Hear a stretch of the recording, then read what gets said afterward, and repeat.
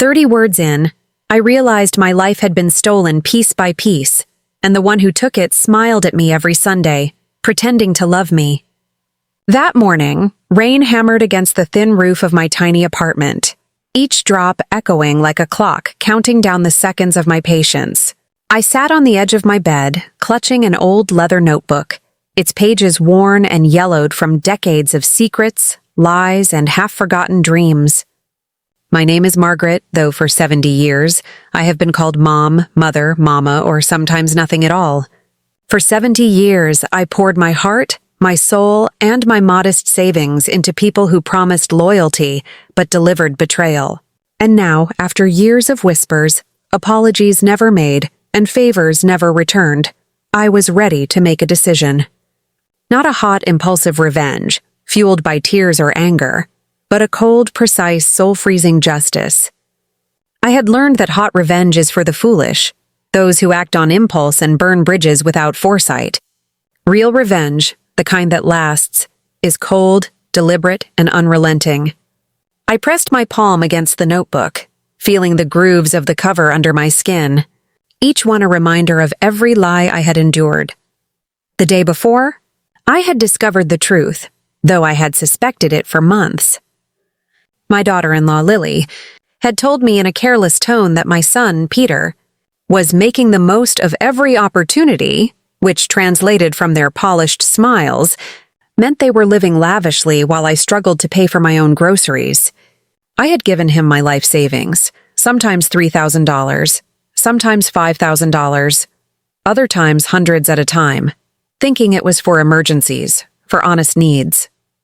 But now I knew that every penny had funded expensive dinners, vacations to Europe, luxury clothing, and a lifestyle I could never afford. I swallowed hard and tried to remember how it felt to trust blindly.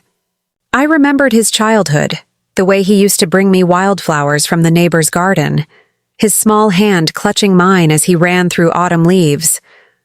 I remembered my husband, gone for 20 years, telling me once that Peter had a good heart and that I should never doubt him. And I had believed him, just as I had believed Peter, just as I had believed Lily's gentle reassurances. But belief had been a dangerous thing. Belief had left me empty, fragile, and in debt to my own blood. I could cry, but what would it accomplish? Tears were for moments of helplessness, and I had no room for helplessness anymore. I had to be precise, strong, and cunning. I had to gather evidence, organize it, and face them with the weight of every lie. I dressed carefully that morning, choosing beige slacks and a white blouse. My outfit for days that mattered, days I needed to present my truth as calmly as I could. I poured myself a cup of black coffee, its bitter warmth steadying the tremor in my hands. Then I drove to see an old friend, Lorraine, who had retired from the school district 2 years ago. Lorraine opened her door with a smile that had not faded, despite the wrinkles time had left around her eyes. "Margaret, what a surprise. I thought you'd been buried in your own work." "I need your help," I said plainly, holding back a tremor. Her smile faltered slightly, replaced by concern. "What kind of help?" "It's Peter. I need a lawyer, someone I can trust." Lorraine didn't hesitate. She picked up the phone, dialed her son Michael, and arranged a meeting for that afternoon. Before I left, she squeezed my hand. "Margaret, whatever this is, you'll get through it. You've always been stronger than you know." I hugged her briefly, gathering strength from the warmth of her gesture. I could not cry. I needed all my tears for what lay ahead. Michael Collins's office was a small, tidy building downtown. He greeted me with a firm handshake, his serious eyes giving a sense of calm I desperately needed. "Mrs. Margaret, your mother mentioned your situation. Can you explain it in detail?" I opened the notebook, laying out every transaction, date, and conversation. Peter had asked for money for his wedding, for furniture, for health emergencies. I had given it, trusting him, only to discover it had been spent on luxuries while I went without medication, skipped meals, and fell behind on bills. Michael listened carefully, taking notes, his brow furrowed in concern. When I finished, he removed his glasses and looked at me with a mixture of sadness and anger. "Do you still have proof?" "Yes. bank statements, messages, conversations. Some are gone, but much remains. He sighed and asked, "Do you intend to sue your son?" The words hit like a stone in my chest. Sue my own son? I stopped, swallowing the ache in my throat. I just want him to understand what he did was wrong. I want at least part of it back. I want him to learn. Michael nodded slowly, leaning forward. Legally, informal loans are difficult to enforce, but there is a way to create pressure. He explained a plan. Formal legal notice with all records and witness statements to compel negotiation. Negotiate for partial repayment and a written promise never to ask for money again. But he warned me. It would require courage, face-to-face confrontation, and the willingness to see my son not as a child, but as a man accountable for his actions. I looked down at my hands, aged, marked by decades of work, hands that once cradled Peter. "I'm ready," I said, my voice steady. The afternoon was spent preparing evidence, bank statements, messages, notes, witness statements from Lorraine and my neighbor Helen. Michael showed me how to record conversations legally with my consent. Over the next days, I became a detective, collecting every document, every proof of deceit. 27 pages of bank transfers, hundreds and thousands of dollars, each line a stitch in the quilt of betrayal. I shared my plan with Helen, who offered to testify. Lorraine wrote detailed statements about the months she had seen me growing weaker, thinner, and more exhausted. A week later, Michael called. The file was ready. We chose the 5th, the day Peter always came for money. All preparations were made, Michael hidden, witnesses ready, scripts rehearsed. I placed the pink and blue blanket I had crocheted for a grandchild who never existed into a case with documents, ready to show Peter the depth of his cruelty. That night I tossed and turned, the apartment silent but for rain, wind, and a ticking clock. I stared at the blanket, imagining a child who never was, and cried until no tears remained. It wasn't just money. It was the life I imagined, the love I gave, and the trust I had been betrayed with. I typed a message to Peter. "You don't have to come. Let's forget it. I love you." My finger hovered over send. One tap and the world could return to what it had been. But a photograph on the wall stopped me. My wedding, my husband, my son's bright eyes. I deleted the message. Morning came. Sunlight filtered through the curtains. I showered, dressed simply but neatly, tied back my hair, dabbed on lipstick for myself, to remind myself of worth. Michael arrived at 9, calm, professional. "Are you sure?" he asked. "I have to do this," I said. Helen and Lorraine were ready. The door opened.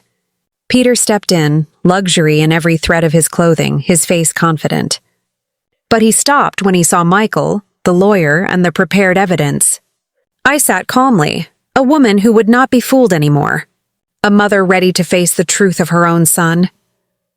Peter froze, his confident smile evaporating like mist in the morning sun, eyes flicking nervously toward Michael Collins, who sat quietly in the corner recording every word. For 3 decades, I had cradled, guided, and protected this man. And now I saw him for what he truly was, a stranger in my son's body. I opened the pink and blue blanket case slowly, letting Peter's gaze fall on the carefully crocheted stitches, each one a night I had spent imagining a child who would never exist. His lips parted, words trembling on the edge, but no sound came. I picked up my leather notebook, the pages thick with every transaction, every date, every lie meticulously recorded. November 2021, I began, my voice calm but weighted with sorrow. "You asked me for $8,000 for your wedding. I gave it." I turned the page slowly, letting the silence press against him, letting the truth settle like stones in a river. December, $4,500 for furniture. February 2022, $3,000 for car repairs. Every month, every excuse, every plea I believed. And every dollar, every sacrifice you and Lily spent on yourselves. Peter shifted in his seat, his fingers tapping nervously on the edge of the couch. I raised the pink and blue blanket higher, as if holding up the weight of my broken dreams. September 2024, You said Emily's pregnancy was high risk and needed special tests. $5,000. I stayed awake nights imagining that child, wondering if I would ever hold them in my arms. I let the silence stretch, long and suffocating, until Peter's eyes darted away, shame flickering for a fraction of a second before vanishing completely. And 3 weeks later, I continued, I saw your wife laughing in a bar, wine in hand, not the slightest sign of pregnancy. And where did I hear the truth? I leaned forward, letting each word strike like a hammer. At a supermarket from her own mouth. I was an easy fool. A milk cow you both drained for 3 years.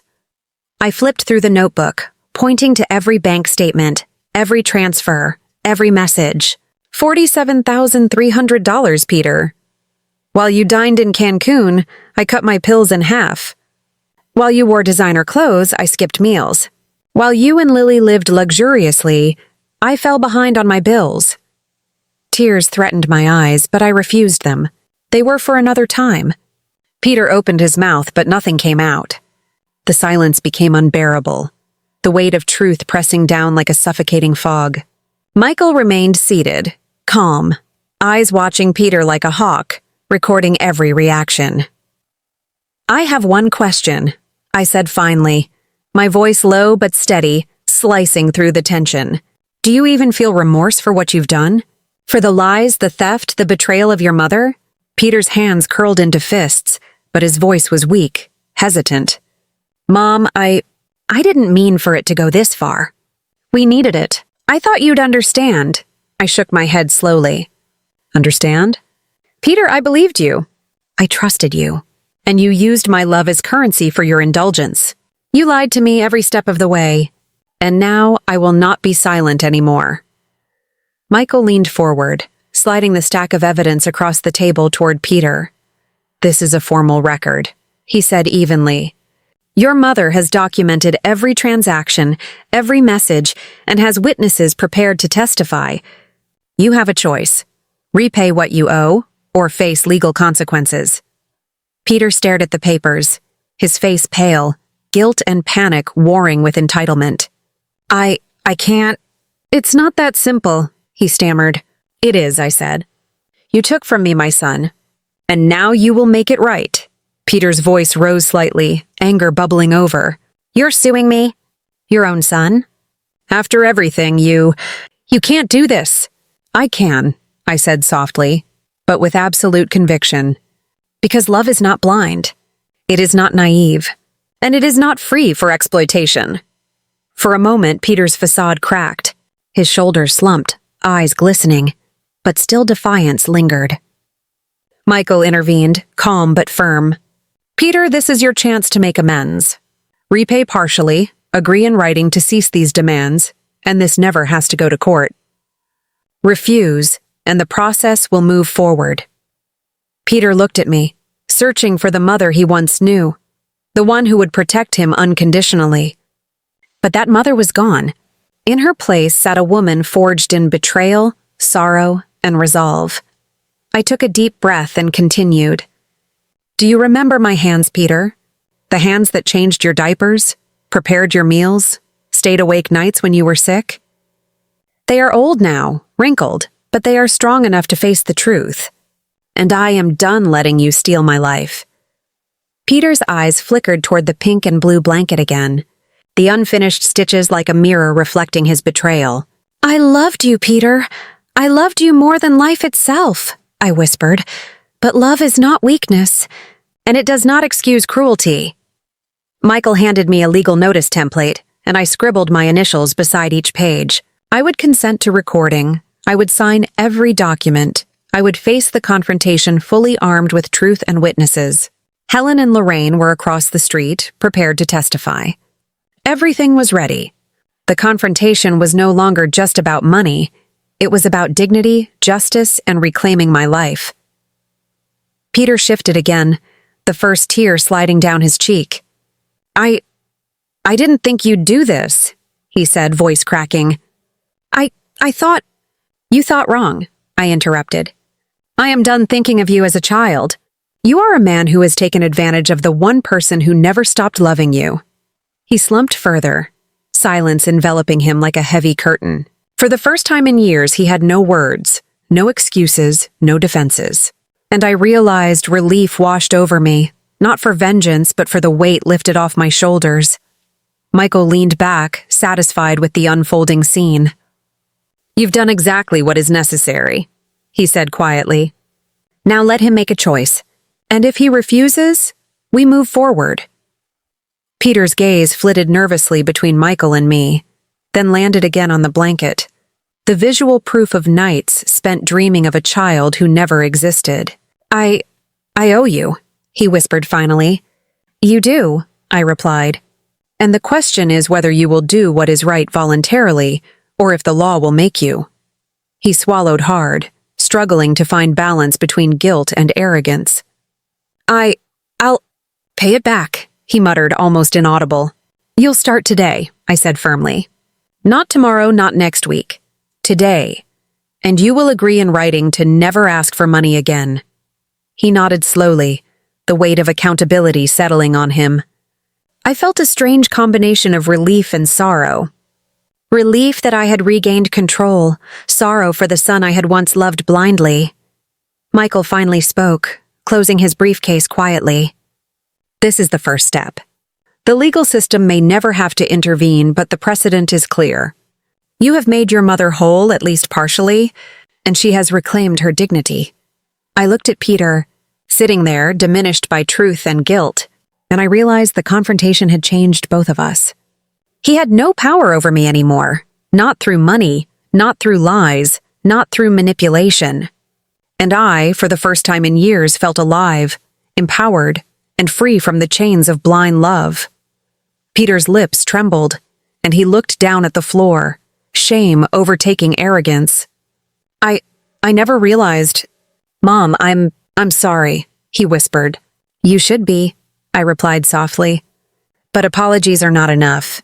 Actions are, and now you have no choice but to make them right." Michael nodded approvingly, the legal framework securing the confrontation's power. I felt tears rise, but this time, they were not of helplessness. They were of victory, sorrow, and clarity. For the first time in decades, I had taken a stand, not with anger, but with courage and precision. The room was silent except for the faint hum of the ceiling fan, and I felt the weight of every year, every sacrifice pressing down on me. Peter sat across from me, his posture rigid, his eyes wide with a mixture of guilt, fear, and disbelief. For 3 long years, he had treated my love as currency, and now he faced the consequences he had ignored for too long. Michael Collins, calm and precise, recorded every word, every reaction, ensuring that nothing could escape documentation. I looked at Peter and saw the boy I had once cradled, the child who had smiled in my arms, and I grieved not for myself, but for him, for the man he had become. "You've seen the evidence," I said softly, though my voice carried authority. "You've heard the numbers, the dates, the lies. $47,300, Peter. Every cent accounted for." He swallowed hard, his fingers trembling as they hovered over the edge of the couch. I didn't think you'd keep track. His voice faltered, the arrogance stripped away by truth. "You thought I wouldn't notice," I replied, my tone calm, icy. "You thought your lies could remain hidden behind charm and excuses. But I am no longer blind, Peter. I am awake."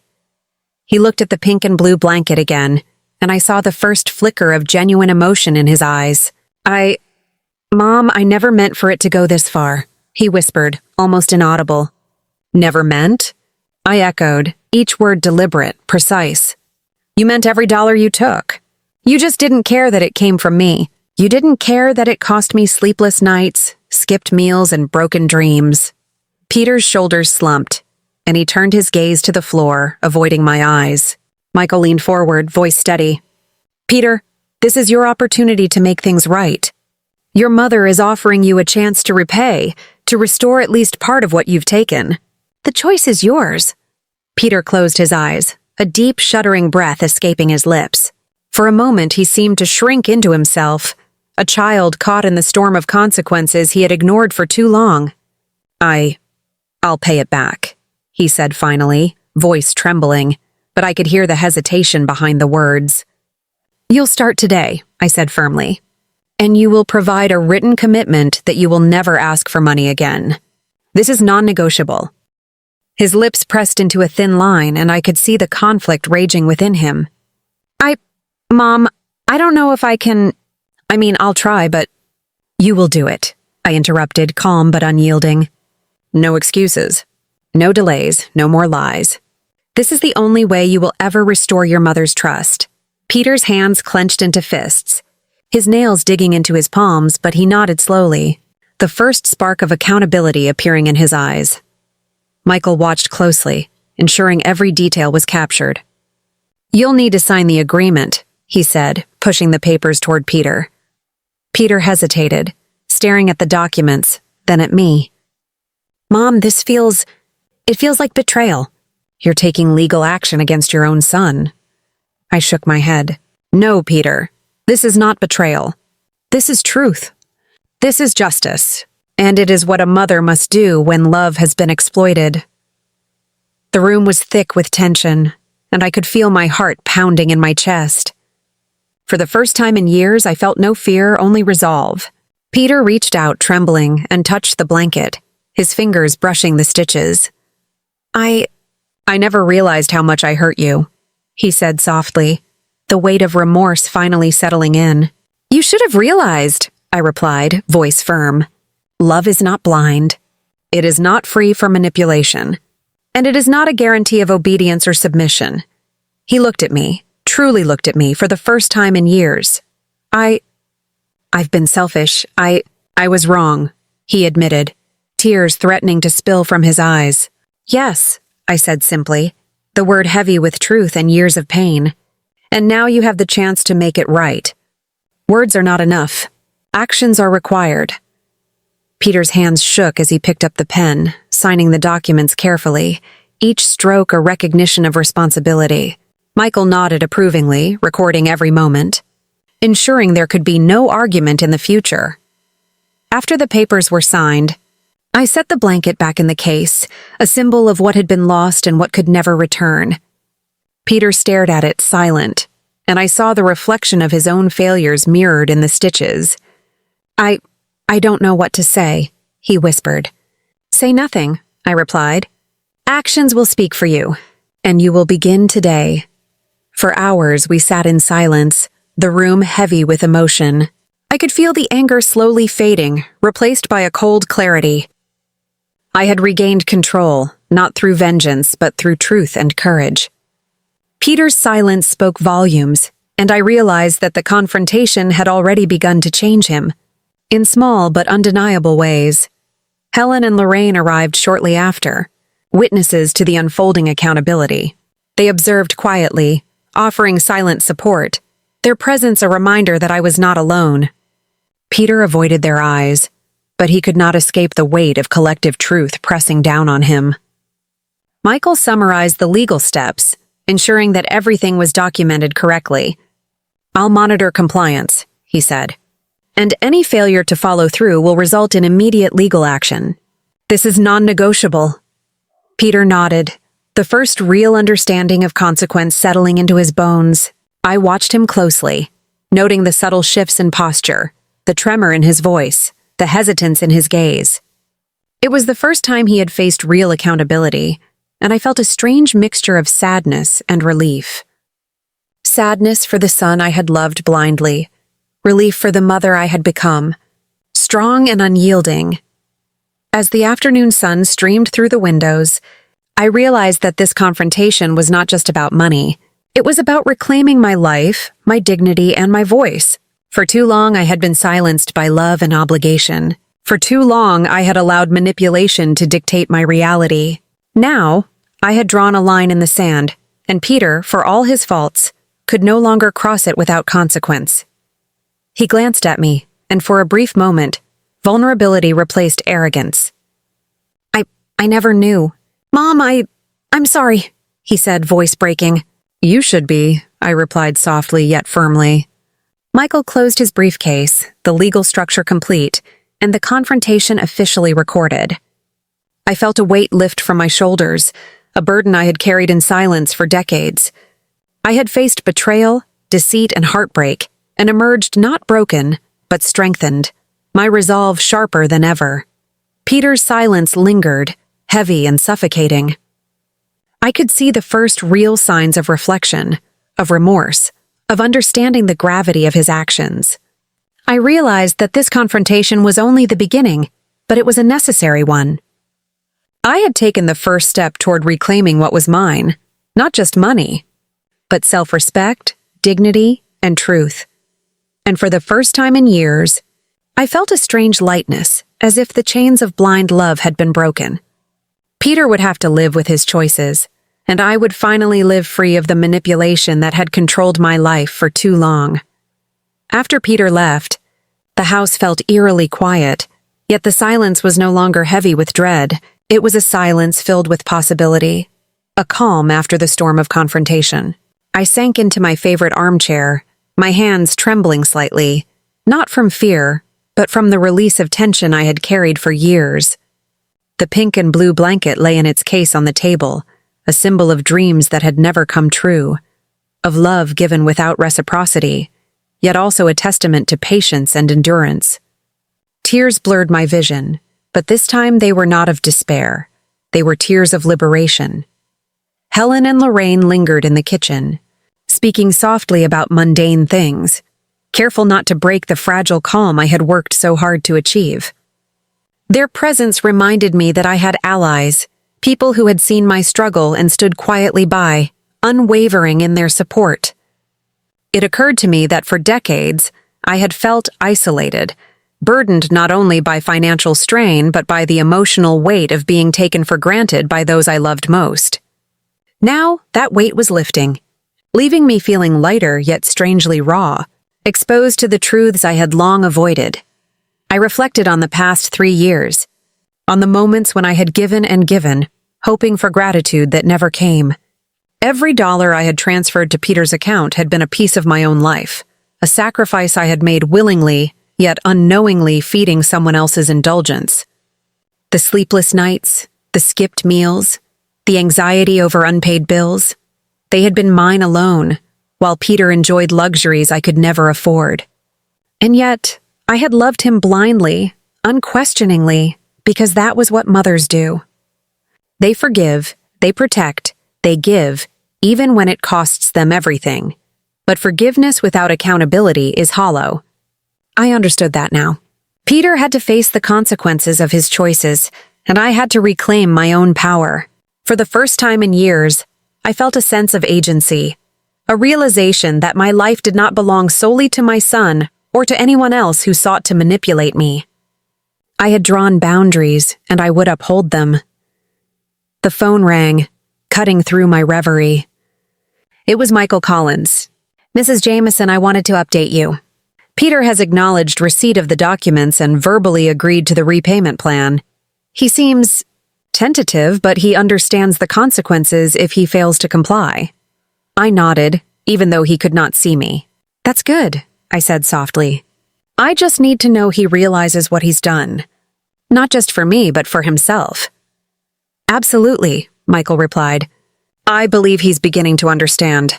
He may not fully grasp it yet, but this is a start." After hanging up, I stared out the window, watching the late afternoon sunlight glint off the trees. For the first time in years, I could breathe without the tight knot of fear pressing on my chest. Peter's reckoning was underway, and I had played my part, not with anger, but with resolve and clarity. It was not revenge that had guided me. It was truth. That evening, I cooked a simple dinner for myself, savoring each bite, aware of how long it had been since I had truly nourished my own body and spirit. Helen stopped by to check in, bringing a pie she had baked. "Julie, you look different," she said, her eyes soft with concern and admiration. "I feel different," I admitted. "Like I finally remembered who I am, not just a mother, but a person with worth, with boundaries, with dignity." Helen smiled knowingly. "It's about time, my friend. It's about time you put yourself first for once." As night fell, I sat in the quiet living room, reflecting on everything that had happened. Peter's deceit had cut deep, but the confrontation had cut deeper, into layers of denial, of misplaced loyalty, and of blind love. One Saturday afternoon, Benjamin came alone.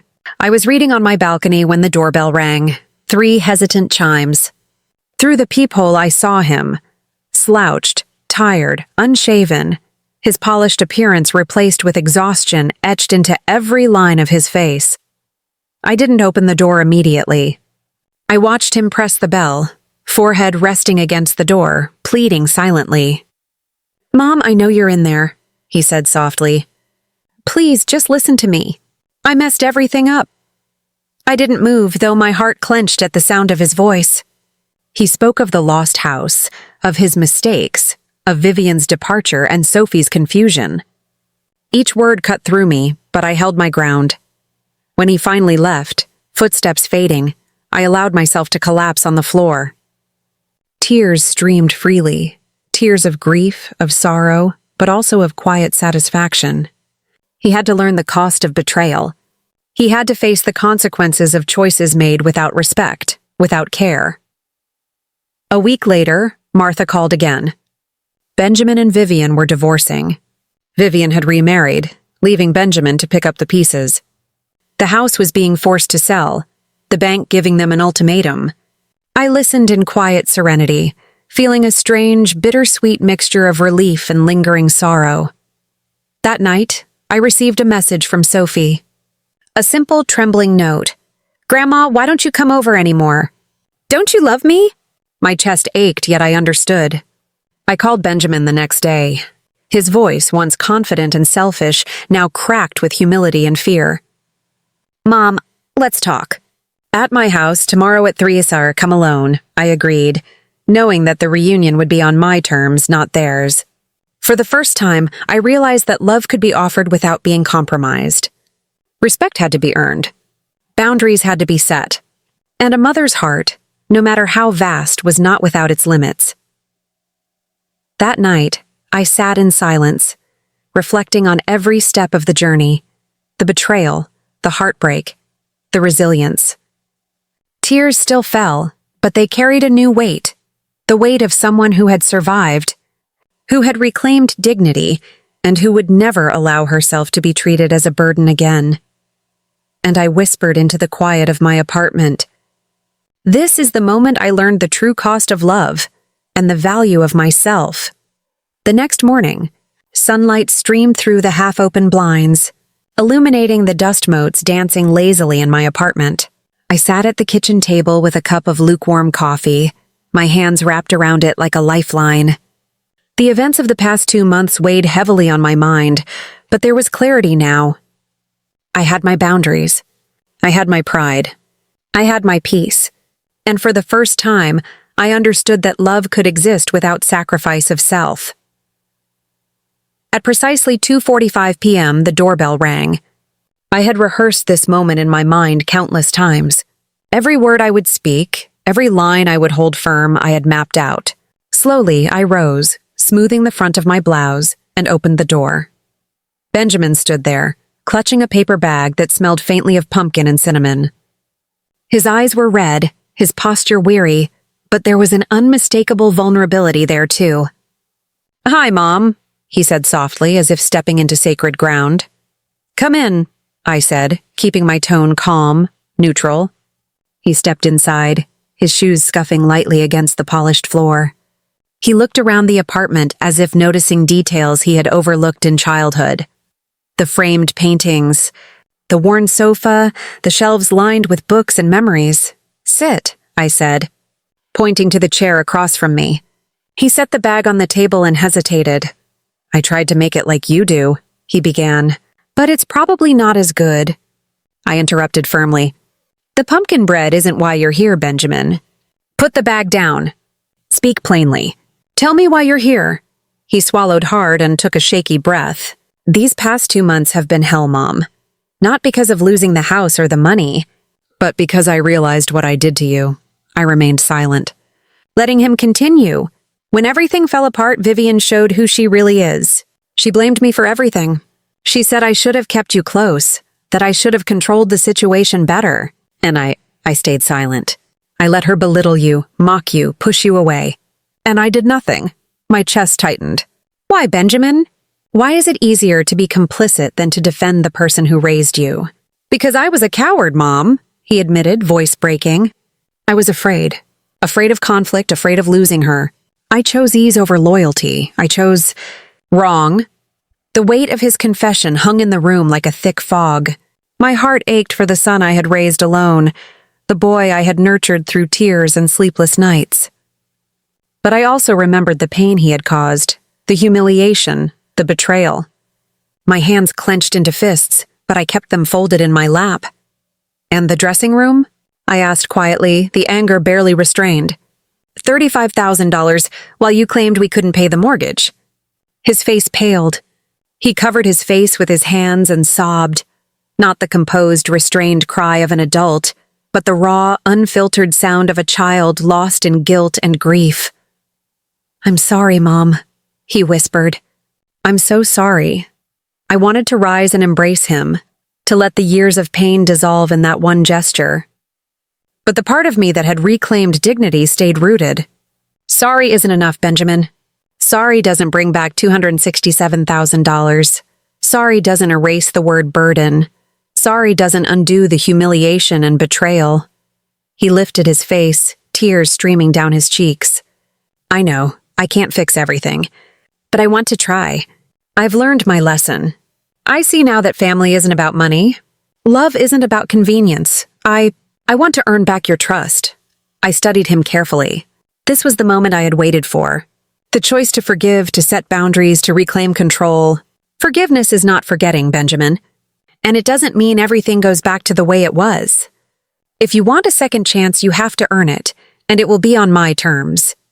He nodded, swallowing hard, relief mingling with fear in his expression. I understand, Mom. I'll do whatever it takes. I walked to the window, the sunlight warming my face, and took a deep breath. Over the past 3 years, I sent you $267,000 for the mortgage and expenses, plus $95,000 for the down payment. That's a total of $362,000. I want a contract acknowledging this debt. Not to punish you, but to protect myself and to make it clear that boundaries have consequences. His eyes widened. Mom, I can't pay that much. Listen, I said firmly, turning to face him. You'll repay 60% over 5 years, about $217,000, roughly $3,620 a month. If you manage that, the debt is settled. The remaining 40% I will forgive as a gift, as long as you honor your word. He nodded slowly, considering each word. And Sophie? He asked. You'll see her on my terms, I said. Not when someone decides it's convenient. Love that is conditional is not love I will accept. She can come to me, and I will always welcome her, but there will be respect, for me, for her, and for the boundaries I set. His expression softened. She loves you. She asks about you every day? Then let me love her without interference or judgment, I replied. Finally, I set the last boundary. And I won't support you financially anymore, Benjamin. You're 35. You will stand on your own. Emergencies, health or safety, I will help. But luxury, lifestyle, convenience, that is your responsibility now. He nodded, tears still wet on his cheeks. I accept everything. Good, I said. Meet with Henry on Monday. He's prepared the contract. Sign it, and then we move forward. For a long moment, we sat in silence. Then he asked softly, Can I hug you? I hesitated, but the wound still fresh, I nodded. He came forward, holding me tightly, the kind of hug a lost child gives when finally finding a lifeline. I could feel the tremble of guilt and relief in his frame, and for the first time, I knew he understood the gravity of his actions. And then I set the phone aside, refusing to let impulsive sentiment weaken the foundation I had worked so hard to build. That night, sleep was elusive again, but I did not fight it. I lay in bed, listening to the wind whistle through the cracks of the window, feeling the house breathe around me. I thought of the years I had spent giving blindly, the nights I had cried alone, the meals I had sacrificed to fund someone else's comfort. I mourned those years, but I also honored them. They had made me strong, resilient, and capable of standing up for myself when it mattered most. The following morning, I decided to visit the small park where Peter and I had once walked when he was a boy. I carried the blanket with me, wrapped carefully in its pink case, as a reminder of the love and patience I had nurtured. The air was crisp and the leaves rustled in a symphony of change, echoing the transformation in my own life. I sat on a bench, letting the sun warm my face, thinking of Peter not as the deceiver, but as a man who had lost his way, and perhaps could find it again. As I traced the stitches of the blanket, memories of lullabies, bedtime stories, and whispered promises filled my mind. I realized that love, even when betrayed, remained a powerful force, but it required boundaries and wisdom to endure without destruction. I understood now that the love I gave to Peter could coexist with firm demands, with expectations of respect, with consequences for deceit. This balance was new to me, yet it felt necessary, natural, and empowering. When I returned home, a letter had arrived, thick and official-looking. It was from Michael, outlining Peter's repayment schedule in detail, along with notes about legal protections and steps we could take if he failed to comply. I read it carefully, feeling a mixture of relief and renewed vigilance. Peter had started on the path of accountability, but I would remain watchful, ensuring that every promise was upheld. For the first time, I felt confident not because I controlled Peter, but because I controlled myself, my choices, and my response to his actions. That evening, Helen and Lorraine joined me again, bringing tea and quiet conversation. We spoke of trivial things at first, but the discussion eventually drifted to Peter.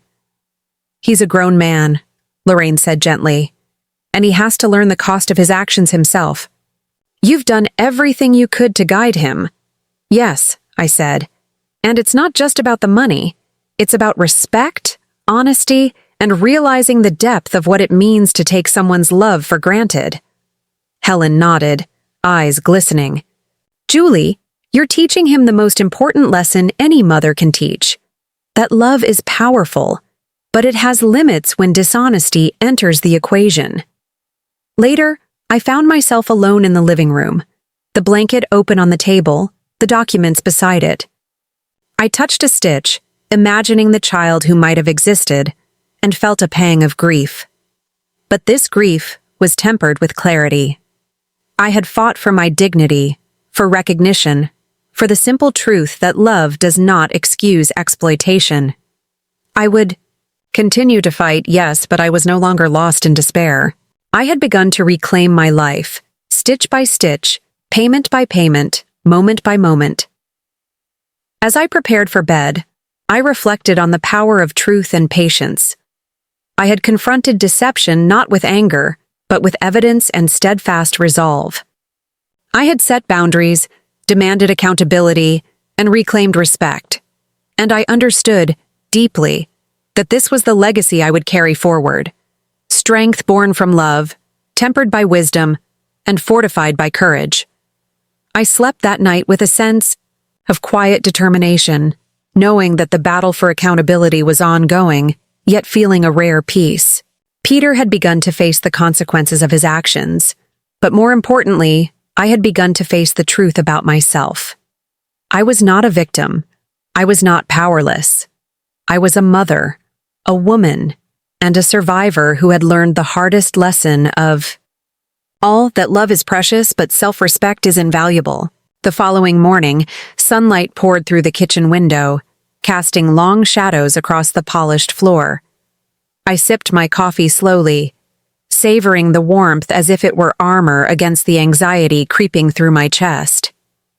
Today was another step in this journey of accountability, another confrontation with Peter that could either break or redeem the fragile thread between us. I reminded myself to stay calm, to speak only when necessary, to let truth and evidence carry the weight of the moment. Helen arrived first, carrying a basket of fresh fruit and a thermos of tea. "Julie, are you ready?" she asked, her voice gentle, laced with concern. I nodded, placing the blanket carefully in its pink case and arranging the documents in neat stacks on the living room table. "Ready as I'll ever be," I said. "This isn't about anger. It's about truth, and that's something no one can ignore." Lorraine came shortly after, her eyes scanning the table as if she could already feel the tension that would fill the room in a matter of hours. "I'll be across the street, camera ready," she said. "Helen, you'll be my witness.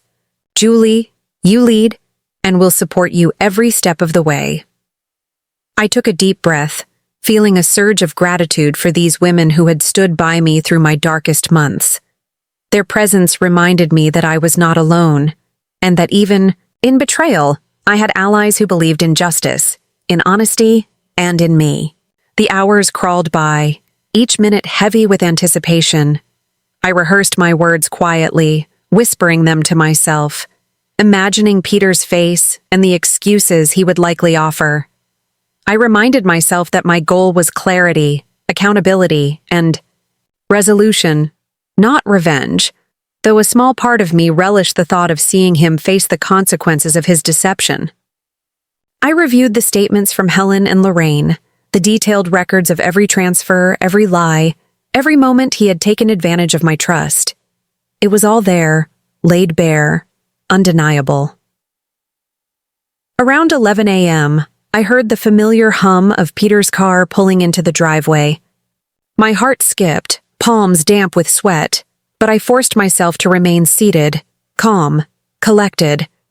I could hear the click of the door and his footsteps approaching, and suddenly, I was acutely aware of every sound in the house: the creak of the floorboards, the ticking clock, the faint rustle of papers in the folder before me. I took one last deep breath and stood, smoothing my blouse and adjusting my hair, projecting calm authority in the face of a son who had betrayed me for years.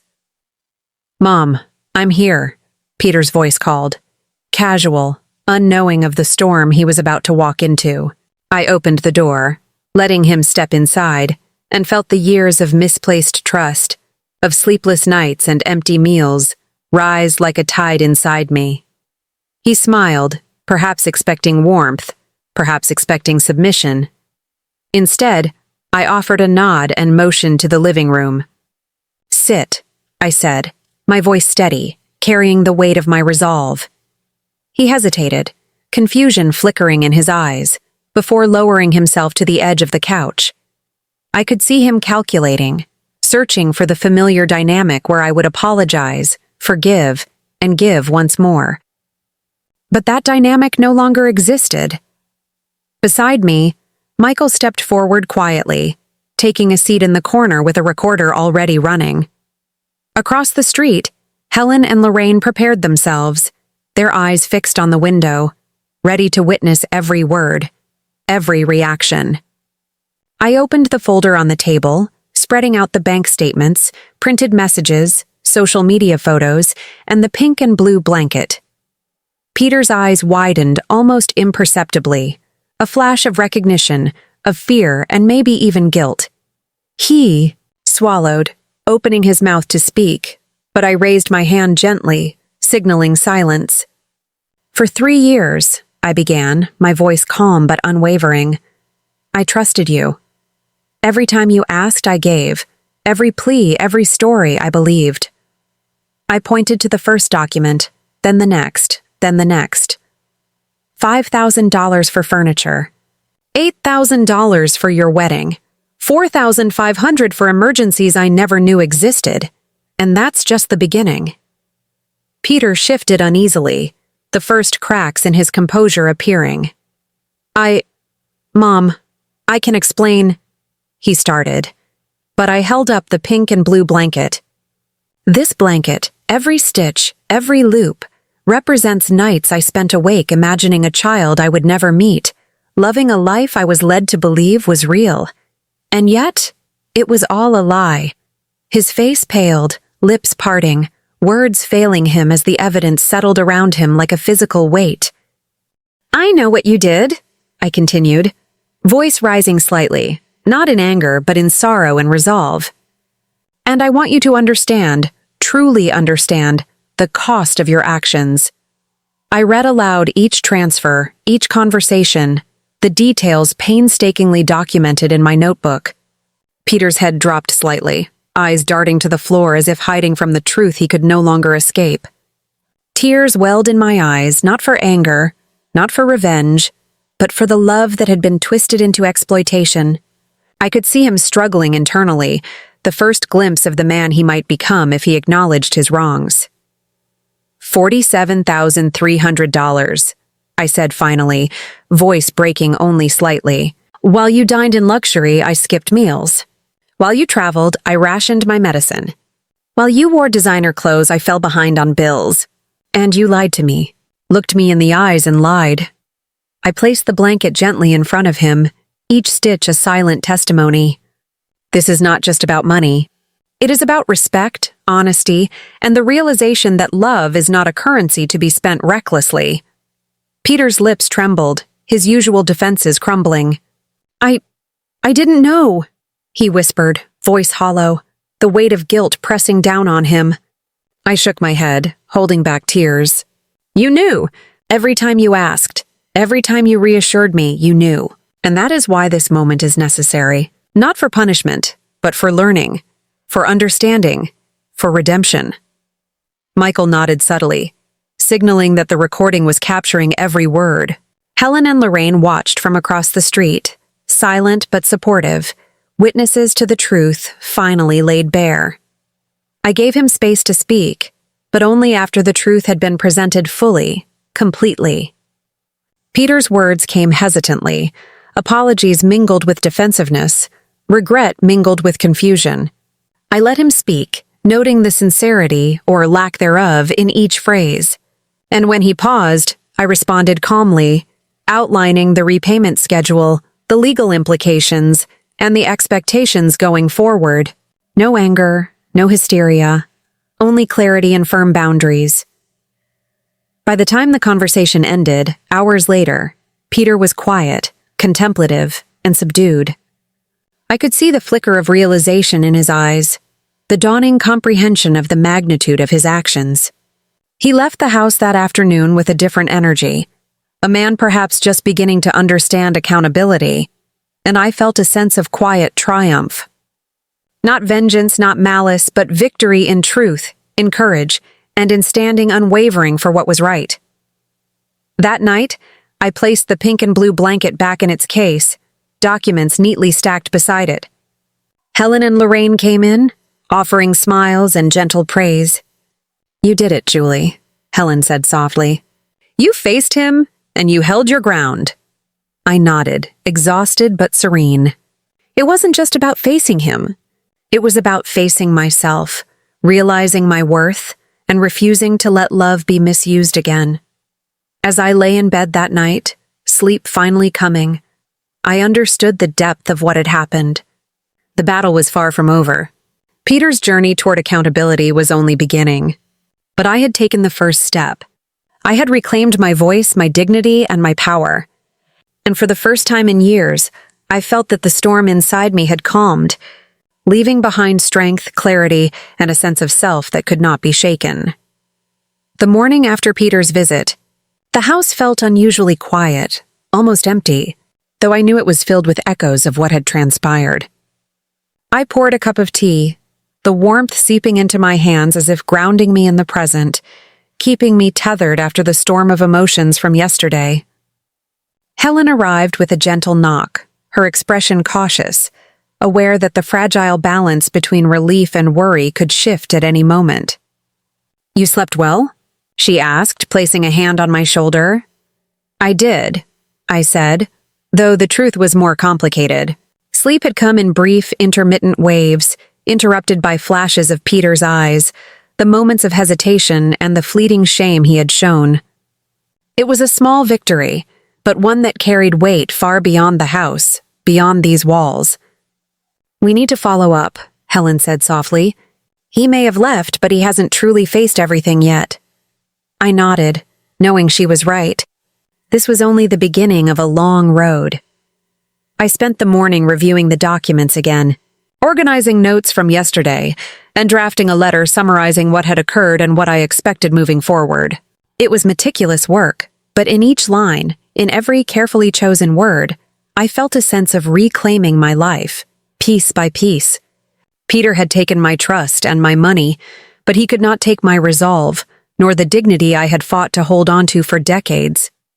I wrote each sentence slowly, imagining him reading, feeling, and understanding the magnitude of his actions. By noon, Lorraine arrived, carrying her camera and a small notebook. "We need to document everything," she said. "If Peter resists, if he refuses, we need proof that he's aware, that he cannot claim ignorance." I agreed, feeling the weight of responsibility settle on my shoulders, heavier now but necessary. The truth needed to be undeniable, visible in every way, a mirror reflecting the consequences of years of deceit. A text arrived from Peter, short, casual, betraying no sense of yesterday's tension. "Mom, just checking in. Everything okay?" I stared at the message, feeling a mixture of anger, disbelief, and sadness. He could type these words after seeing the evidence, after hearing me read every lie, every falsehood. But I didn't respond. Not yet. Patience was part of this process, and I needed him to understand that accountability could not be rushed. Instead, I called Andrew, who had been quietly coordinating from his office. "Morning, Mrs. Wallace," he said. "I understand yesterday went as planned." "Yes," I replied. "But I feel like it's not over. He hasn't truly faced the consequences yet. What's the next step?" Andrew's voice was calm, measured. "Now we give him time, but we also prepare for resistance. I recommend a formal written notice outlining repayment and conditions. He will see the seriousness of your stance, and that letter will serve as undeniable proof."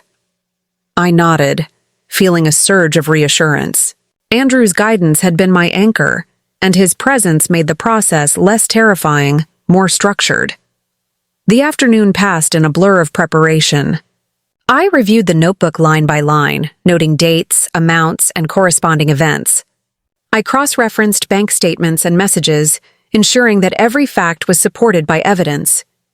The pink and blue blanket lay nearby, a symbol of both love and betrayal, a tangible representation of everything I had endured.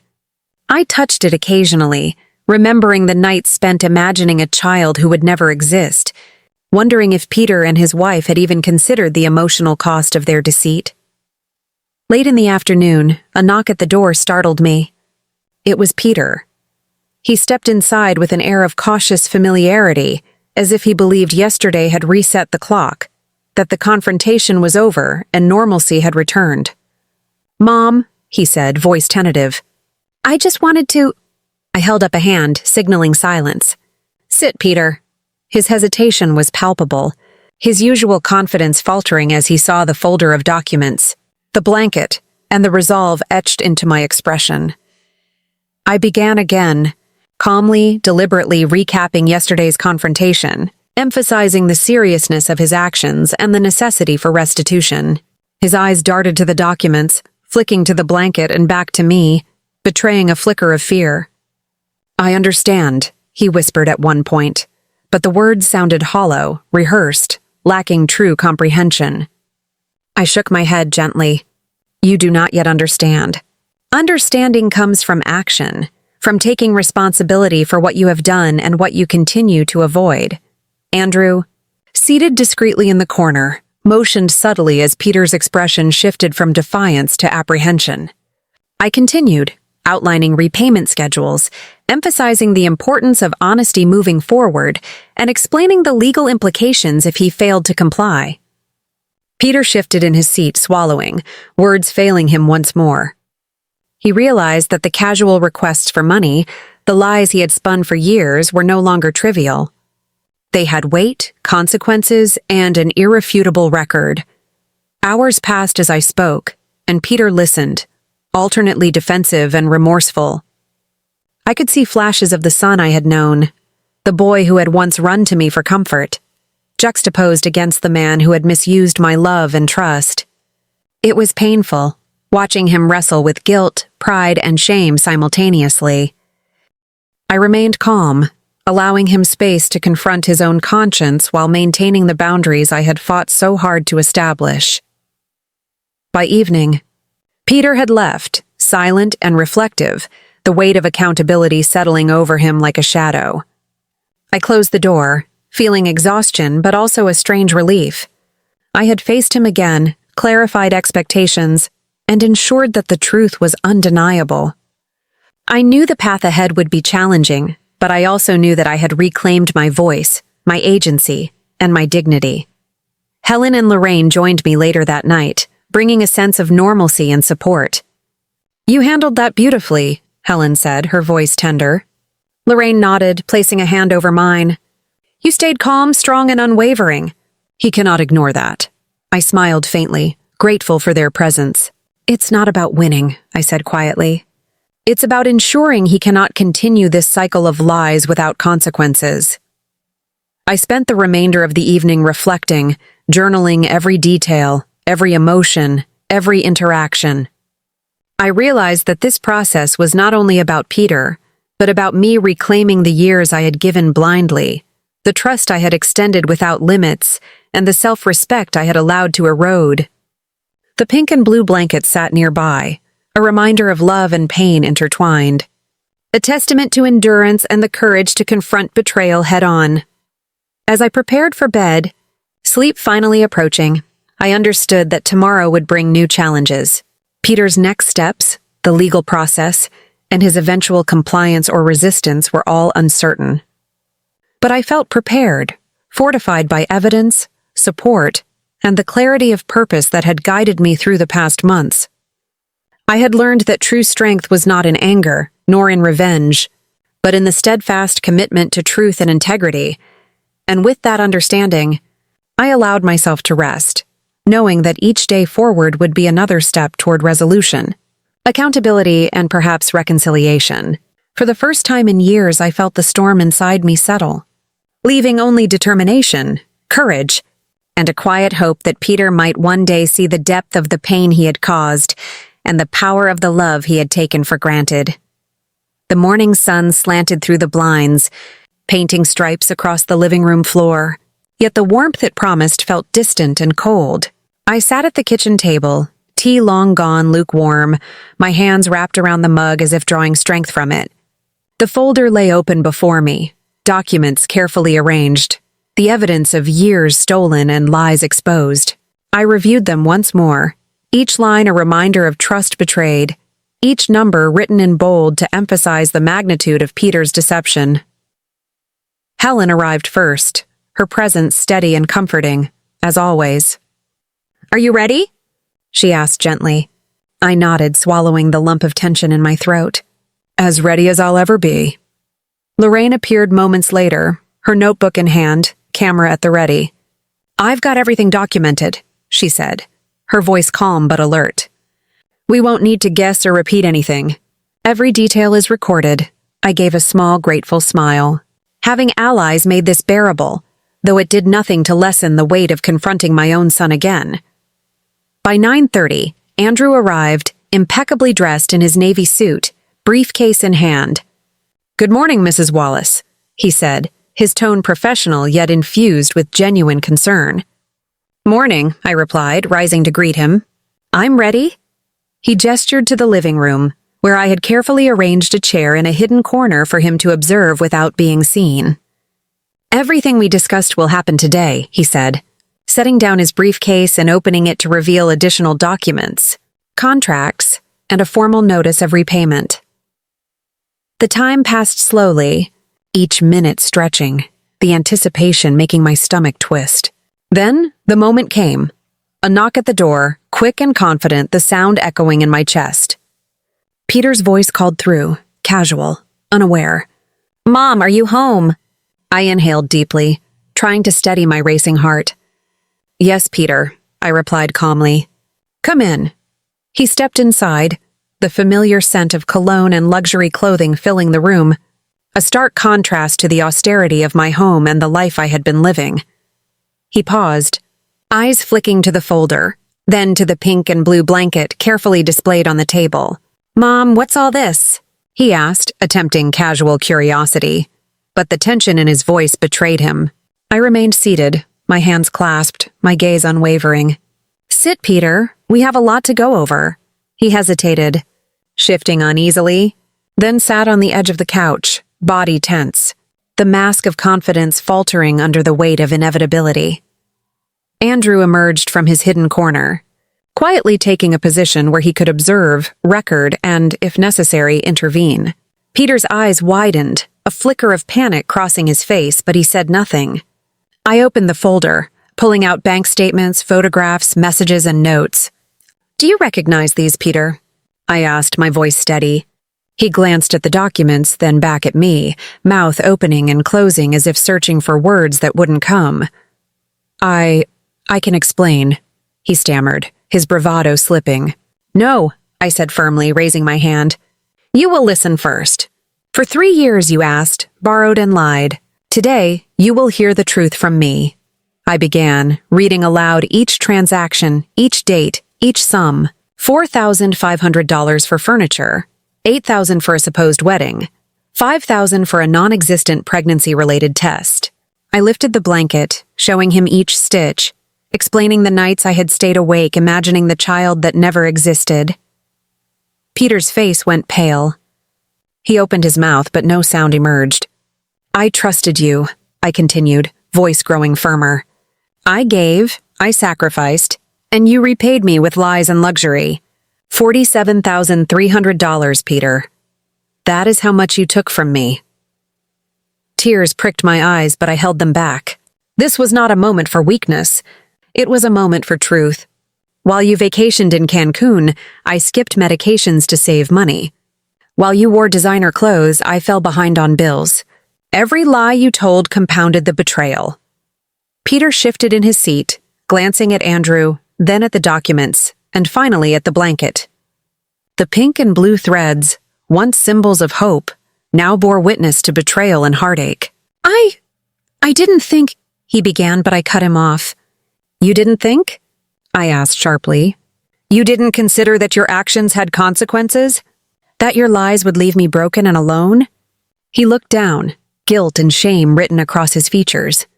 Though I could sense the instinct to defend himself lingering, I continued, recounting every warning I had received from Helen, from Janet, from those who had tried to protect me from my own blind trust.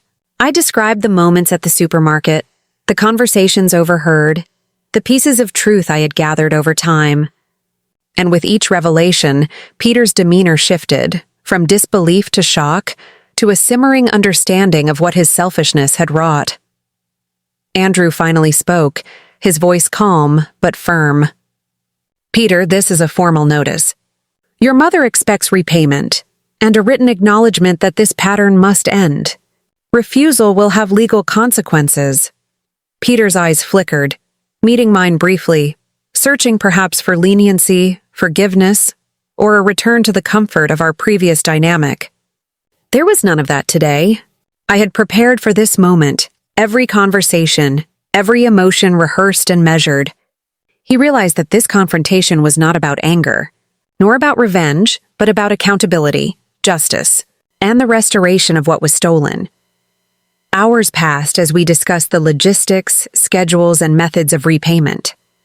Peter listened, occasionally interjecting, but his usual arrogance had been replaced by something raw and human, recognition of wrongdoing, fear of consequences, and perhaps the beginning of remorse. Helen and Lorraine took notes, documenting, witnessing, and silently supporting the process. Andrew guided the conversation, ensuring that every commitment Peter made was recorded, binding and enforceable.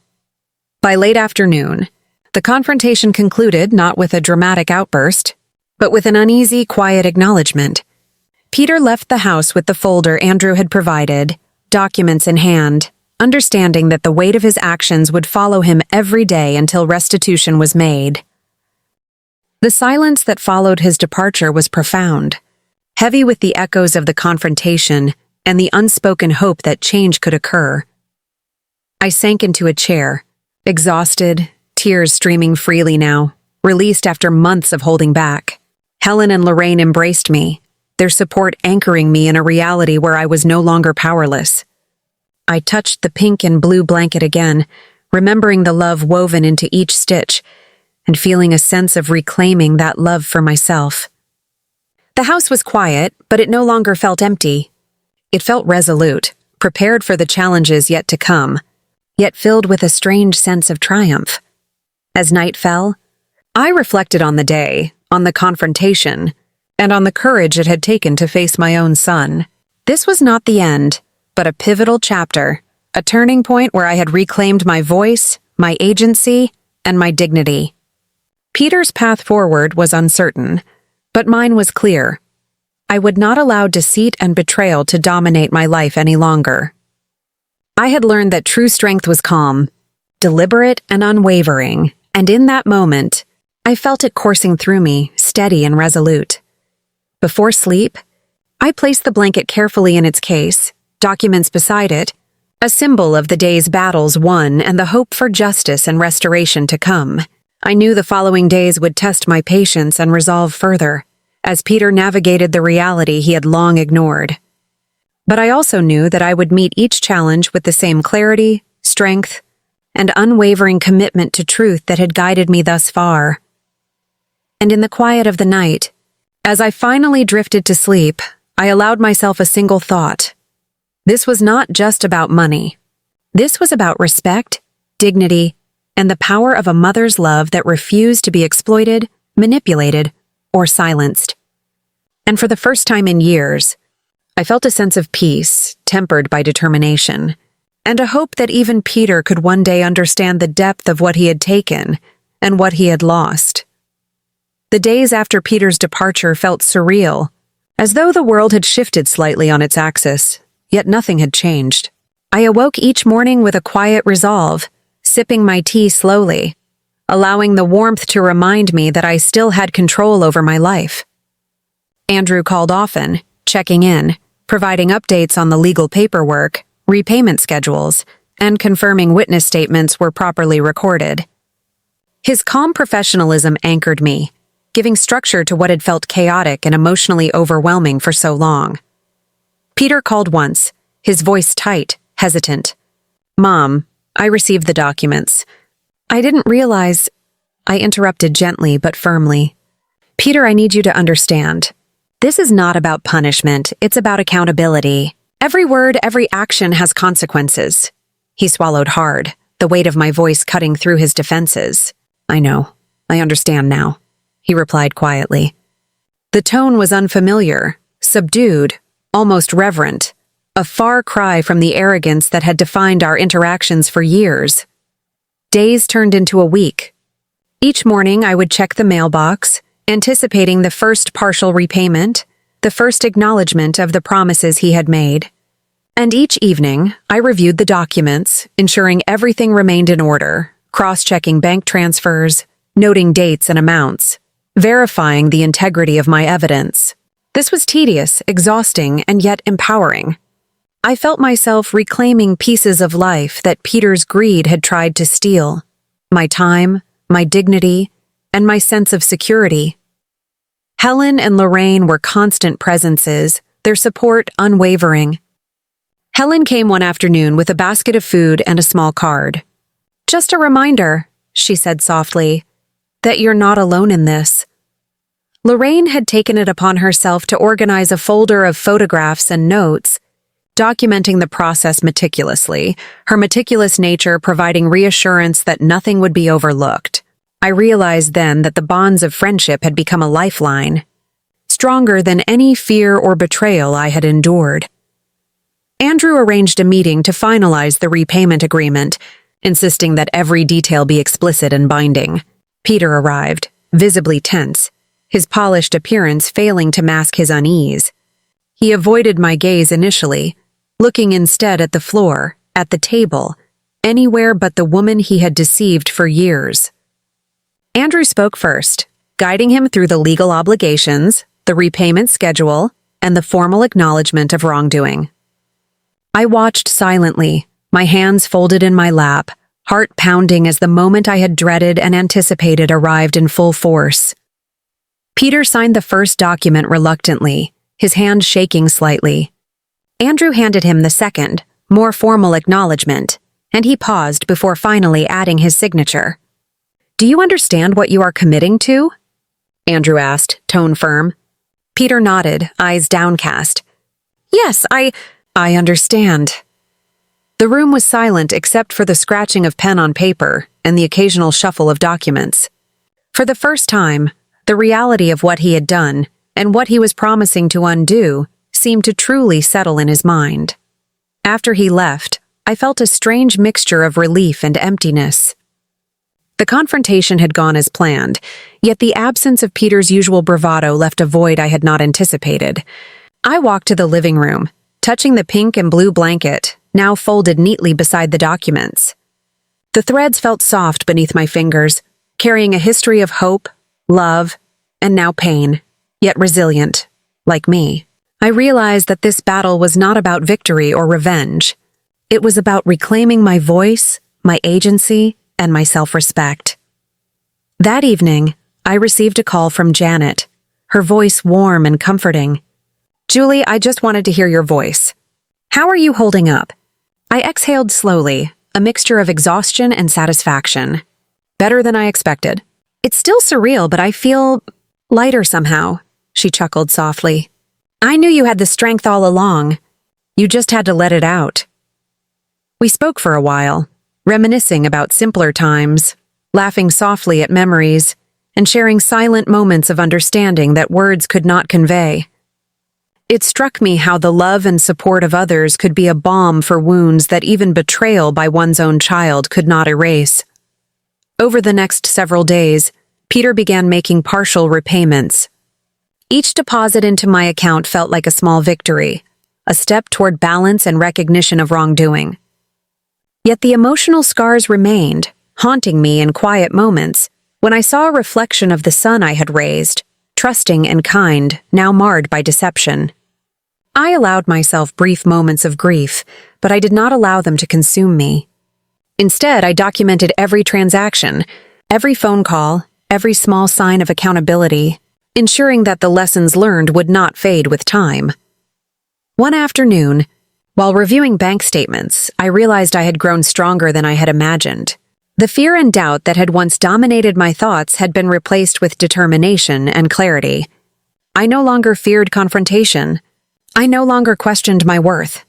Peter's actions had revealed truths I could not unsee, yet they had also illuminated my capacity for resilience, patience, and unwavering moral strength.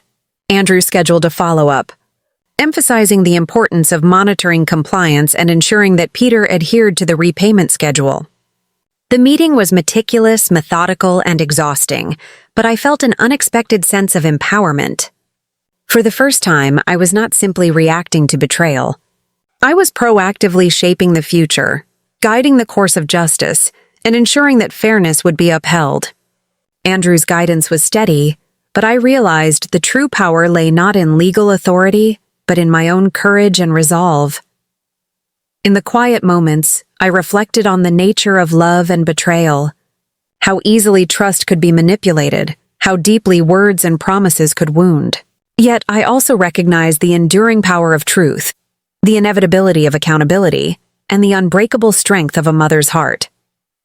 I thought of the pink and blue blanket, the sleepless nights, the skipped meals, and the sacrifices made out of love, and I knew that my love had not been in vain. The process of rebuilding my life began slowly. I resumed simple routines, finding joy in small accomplishments and daily tasks. I spent time with Helen and Lorraine, nurturing friendships that had stood the test of betrayal.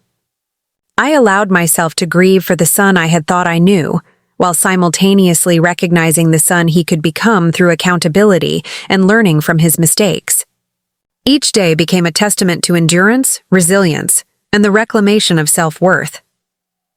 Late one evening, Peter called again, his voice quieter, more respectful. "Mom, I want to thank you," he said, "for giving me a chance to make this right. I don't deserve it, but I will try." I felt a mixture of sorrow and hope, realizing that even in betrayal, there was potential for growth, for understanding, for reconciliation. Peter, I replied gently, acknowledging your mistakes is the first step. The rest is up to you. We ended the call quietly, without fanfare, yet the conversation left an impression of possibility, a fragile, tentative promise of change. As I lay in bed that night, the pink and blue blanket folded neatly on the chair beside me, I felt a sense of calm.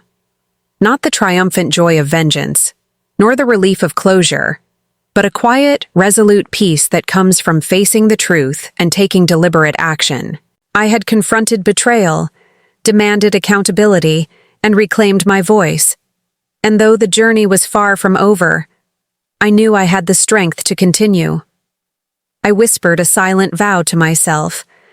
I would continue to hold Peter accountable, but I would also nurture my own life, my own happiness, and my own sense of worth. The past could not be changed, but the present and future were mine to shape. And as sleep finally claimed me, I allowed myself the rare, fragile hope that one day Peter would understand not just the money he had taken, but the love and trust he had jeopardized, and that even amidst betrayal, redemption could still be possible. The fifth day arrived like a storm that had been quietly building for years, a day that held the weight of decisions, emotions, and truths that could no longer be avoided. I woke before sunrise, the soft light filtering through the curtains, painting my bedroom in gentle hues of hope and determination. I showered, letting the warm water wash away lingering doubts, tied my hair back neatly, and put on the beige slacks and white blouse I had reserved for important moments when courage and dignity mattered more than comfort. Andrew arrived promptly at 9 a.m., briefcase in hand, eyes sharp yet compassionate. "Good morning, Mrs. Sullivan. Are you ready?" I nodded, swallowing a lump in my throat, realizing that readiness was not just about the documents, the witnesses, or the legal strategy. It was about the emotional courage to face the son I had loved unconditionally and to confront the betrayal that had left scars deeper than money could ever measure. The house was quiet, almost too quiet, as we waited. Helen and Lorraine were stationed across the street, prepared to support me if the confrontation turned volatile, their presence a silent shield of friendship and loyalty. I took a deep breath, touching the pink and blue blanket one last time, feeling the threads that represented years of love, sacrifice, and dreams that had been manipulated. This confrontation was not merely about repayment. It was about reclaiming my dignity, my voice, and my life. Near noon, the sound of a key turning in the lock snapped the tension taut. Peter's familiar voice called out, "Mom, I'm home. Can we talk?" I remained seated, calm yet alert, my heart pounding with a mixture of anticipation and grief. He entered, dressed impeccably, his expensive watch glinting in the sunlight, the same air of entitlement that had once defined him now tempered by a subtle unease. Andrew emerged quietly from his hidden spot, taking a seat where Peter would notice him only gradually. "Mom?" Peter's voice faltered as he saw the attorney, a shadow of panic crossing his face.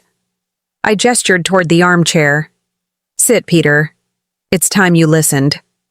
Reluctantly, he obeyed, perching on the edge of the couch, tension evident in every line of his body. Andrew opened his briefcase, laying out stacks of documents, bank statements, printed messages, witness testimonies, photos from social media, and finally, the pink and blue blanket. Peter's eyes widened, his facade crumbling as he took in the evidence of his actions. "Mom, I can explain," he began, his voice tight, faltering under the weight of accountability. I raised my hand, stopping him. "For 3 years, you spoke and I listened. Today, it is your turn to listen. Every lie, every deception, every betrayal is documented. You will hear it all." I opened my small notebook, each page a diary of pain, sacrifice, and unwavering love, and began to read aloud. November 2021. You asked for $8,000 for your wedding. December, $4,500 for furniture. February 2022, $5,000 for travel. The words flowed steadily, each one a testament to endurance, each sentence piercing the illusion Peter had built. I lifted the pink and blue blanket, holding it in front of me. This was for a child we dreamed of together, a child who never existed. I stayed up nights imagining their face while you spent my money on luxuries. Peter's face went pale, his mouth opening and closing silently, unable to find words to defend himself. Tears threatened to fall, but I held them back. This was not a moment for my grief. It was a moment for truth. $47,300. That was the sum of my sacrifice, my love exploited, my trust betrayed. Yet beyond the numbers, beyond the statements and receipts, was the deeper wound, the realization that the son I had nurtured could use my love as currency. I continued calmly, even as anger and heartbreak churned within me. You looked me in the eyes and lied. You took what was mine and gave nothing but falsehood in return. You treated my love as an ATM, and today you will face the consequences. Andrew guided Peter through the legal acknowledgement, ensuring that every word, every obligation was formalized. Peter signed, hesitated, then signed again, the weight of accountability pressing down on him in a way that words alone could not convey. I felt a strange mixture of sorrow and relief. The confrontation was complete, the demands for justice met, yet the emotional void remained.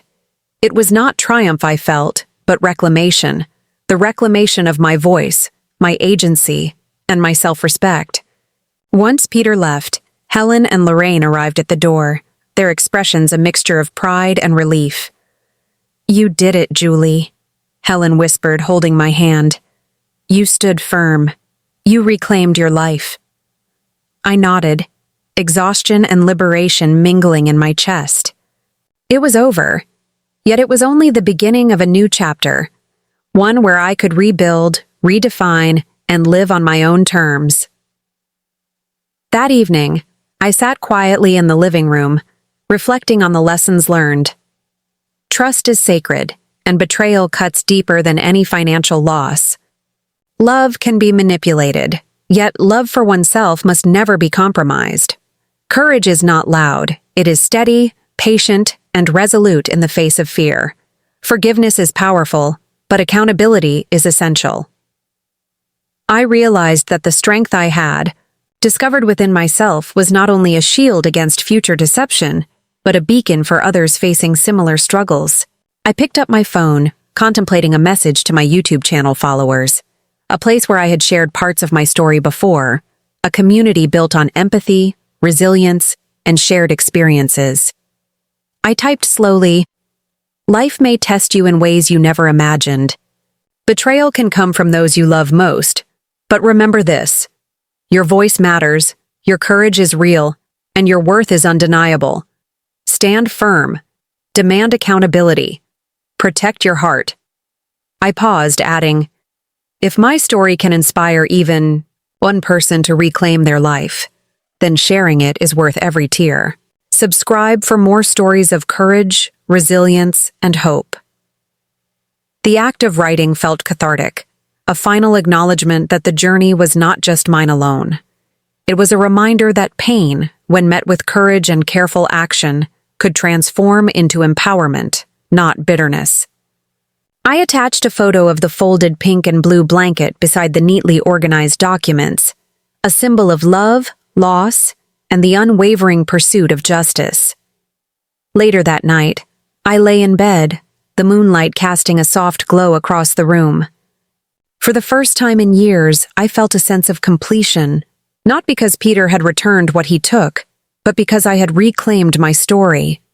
I had faced betrayal, confronted it with courage, and emerged stronger, wiser, and more aware of my own power. Sleep came slowly, but peacefully, carrying with it a newfound sense of hope and a quiet confidence that the future would be guided by truth, love, and self-respect. The next morning, life resumed its gentle rhythm. I resumed small joys, baking, tending the garden, sharing laughter with Helen and Lorraine, and documenting moments of resilience on my channel. The repayment continued, the acknowledgments became habitual, and the emotional wounds began to heal.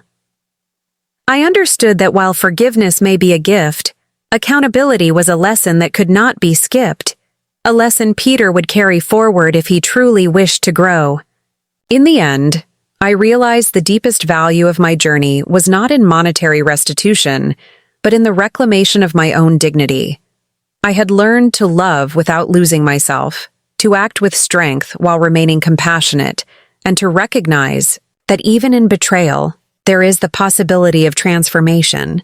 And as I shared my story with others, I hope to offer not just caution, but encouragement, proof that even when life's most intimate betrayals occur, courage, patience, and determination can restore balance.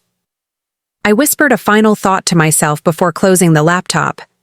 Stand firm, love wisely, protect your heart, and never forget your worth.